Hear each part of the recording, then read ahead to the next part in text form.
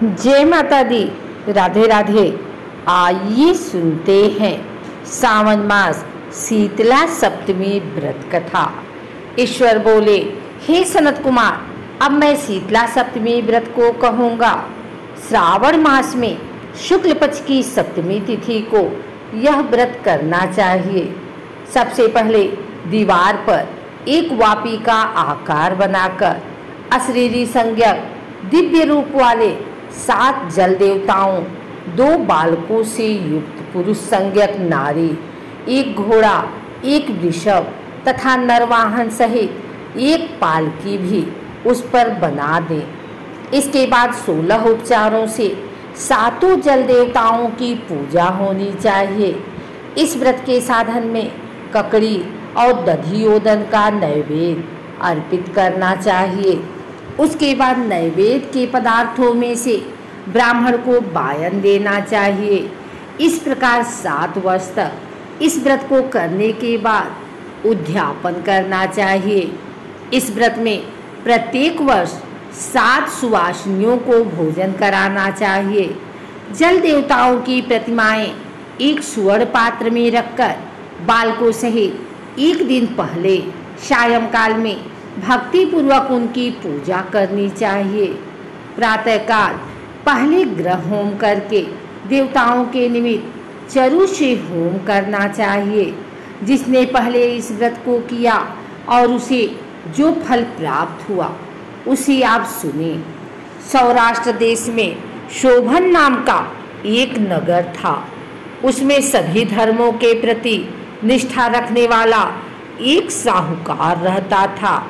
उसने जल रहित एक अत्यंत निर्जन वन में बहुत पैसा खर्च करके शुभ तथा मनोहर सीढ़ियों से युक्त पशुओं को जल पिलाने के लिए सरलता से उतरने चढ़ने योग्य दृढ़ पत्थरों से बधी हुई तथा लंबे समय तक टिकने वाली एक बावली बनवाई। उस बावली के चारों ओर थके राहगीरों के विश्राम के लिए अनेक प्रकार के वृक्षों से शोभायमान एक बाग लगवाया। लेकिन वह बावली सूखी ही रह गई और उसमें एक बूंद पानी नहीं आया। साहूकार सोचने लगा कि मेरा प्रयास व्यर्थ हो गया और व्यर्थ ही धन खर्च किया। इसी चिंता में विचार करता हुआ वह साहूकार रात में वहीं सो गया। तब रात्रि में उसके स्वप्न में जल देवता आए और उन्होंने कहा कि हे धनद, जल के आने का उपाय तुम सुनो। यदि तुम हम लोगों के लिए आदर पूर्वक अपने पौत्र की बलि दो तो उसी समय तुम्हारी यह बावली जल से भर जाएगी। यह सपना देख साहूकार ने सुबह अपने पुत्र को बताया। उसके पुत्र का नाम द्रविड़ था और वह भी धर्म कर्म में आस्था रखने वाला था। वह कहने लगा, आप मुझ जैसे पुत्र के पिता हैं। यह धर्म का कार्य है, इसमें हमको ज़्यादा विचार नहीं करना चाहिए। यह धर्म ही है जो स्थिर रहेगा और पुत्र आदि सब नश्वर है। अल्प मूल्य से महान वस्तु प्राप्त हो रही है, अतः यह ग्रह अति दुर्लभ है। इसमें लाभ ही लाभ है। सितांशु और चंडांशु ये मेरे 2 पुत्र हैं। इनमें सितांशु नामक जो ज्येष्ठ पुत्र है उसकी बलि बिना कुछ विचार किए आप दे दें। लेकिन पिताजी, घर की स्त्रियों को यह रहस्य कभी ज्ञात नहीं होना चाहिए। उसका उपाय ये है कि इस समय मेरी पत्नी गर्भ से है और उसका प्रसव काल भी निकट है, जिसके लिए वह अपने पिता के घर जाने वाली है। छोटा पुत्र भी उसके साथ जाएगा। हे तात, उस समय यह कार्य निर्विघ्न रूप से संपन्न हो जाएगा। पुत्र की यह बात सुनकर पिता उस पर अत्यधिक प्रसन्न हुए और बोले, हे पुत्र, तुम धन्य हो और मैं भी धन्य हूँ जो कि तुम जैसे पुत्र का पिता बना। इसी बीच सुशीला के घर से उसके पिता का बुलावा आ गया और वह जाने लगी। तब उसके ससुर तथा पति ने कहा कि यह ज्येष्ठ पुत्र हमारे पास ही रहेगा, तुम इस छोटे पुत्र को ले जाओ। इस पर उसने ऐसा ही किया।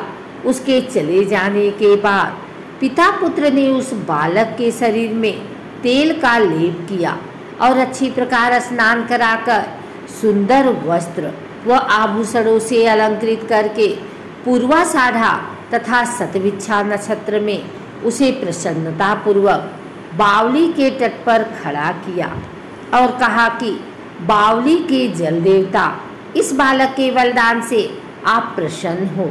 उसी समय वह बावली अमृत तुल्य जल से भर गई। वे दोनों पिता पुत्र शोक व हर्ष से युक्त होकर घर की ओर चले गए। सुशीला ने अपने घर में तीसरे पुत्र को जन्म दिया और 3 महीने बाद अपने घर जाने को निकल पड़ी। मार्ग में आते समय वह बावली के पास पहुंची और उस बावली को जल से भरा हुआ देखा तो वह बहुत ही आश्चर्य में पड़ गई। उसने उस बावली में स्नान किया और कहने लगी कि मेरे ससुर का परिश्रम व धन का व्यय सफल हुआ।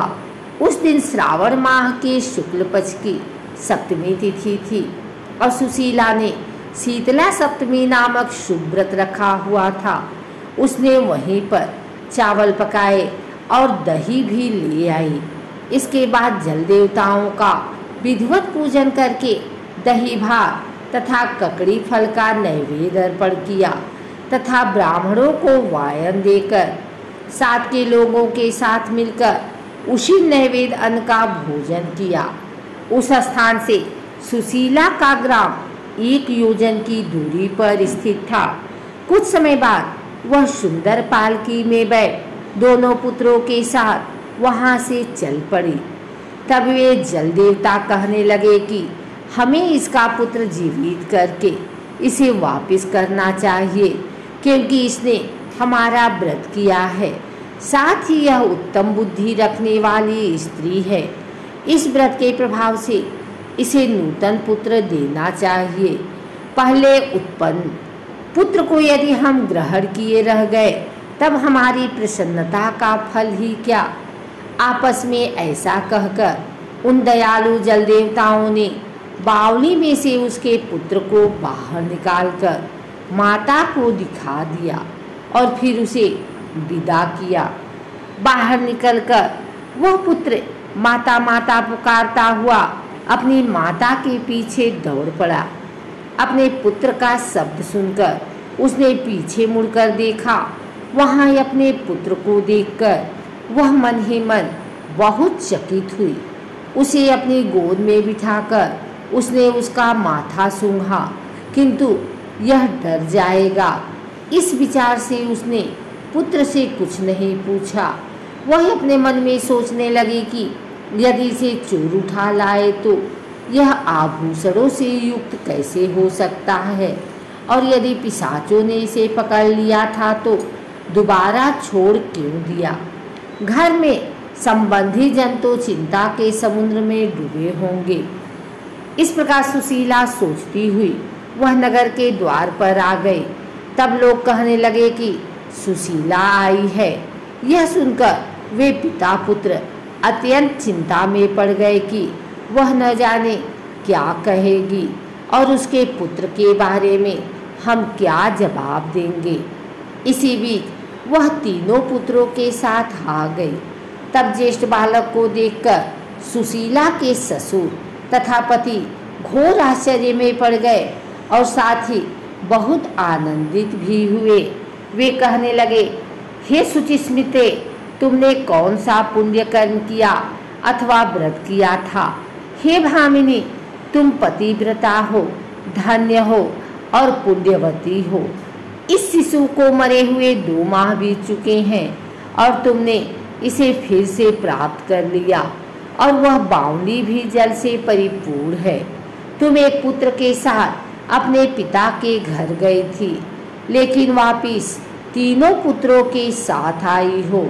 हे शुद्धु, तुमने तो कुल का उद्धार कर दिया। हे शुभानने, मैं तुम्हारी कितनी प्रशंसा करूं। इस प्रकार ससुर ने उसकी प्रशंसा की। पति ने उसे प्रेम पूर्वक देखा और सास ने उसे आनंदित किया। उसके बाद उसने मार्ग के पुण्य का समस्त वृत्तांत सुनाया। अंत में उन सभी ने मनोवांछित सुखों का उपभोग करके बहुत आनंद प्राप्त किया। हे वत्स, मैंने इस शीतला सप्तमी व्रत को आपसे कह दिया है। इस व्रत में दधियोदन, शीतल ककड़ी का फल, शीतल और बावली का जल भी शीतल होता है तथा इसके देवता भी शीतल होते हैं।